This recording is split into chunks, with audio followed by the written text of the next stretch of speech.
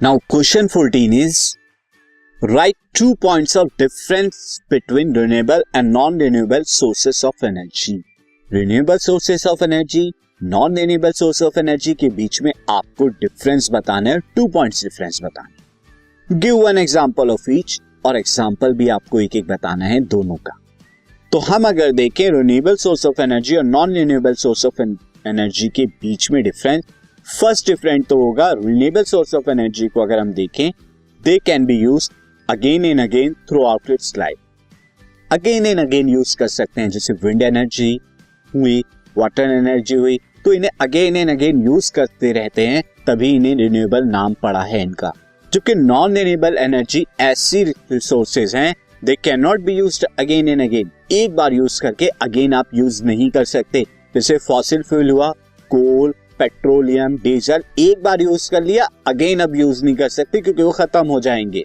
Extinguish होने के बाद वो गैस की फॉर्म में चेंज हो जाएंगे एंड देन एटमॉस्फेयर में मिक्स हो जाएंगे। नेक्स्ट पॉइंट अगर हम देखें, these are the energy resources, कौन सी? Renewable energy resources which can not be exhausted, exhaust नहीं की जा सकती इसे, अनटिल अनलेस जब बहुत ज्यादा डिग्रेडेशन हो जाए इस एनर्जी का, तो एग्जॉस्ट तो नहीं होती बट इनडायरेक्टली आप उसे यूज नहीं कर सकते। इन जनरल आप इसे एग्जॉस्ट नहीं कर सकते, खत्म नहीं होती, बार बार यूज की जा सकती हैं। Solar energy, wind energy and hydro energy, these are some example. जबकि नॉन रिन्यूएबल के अंदर देखें, they are the energy resources which will be exhausted one day, जो एक ना एक दिन खत्म होने वाली हैं। जितना भी कोल है पूरे वर्ल्ड में, कभी ना कभी वो एंड होगा।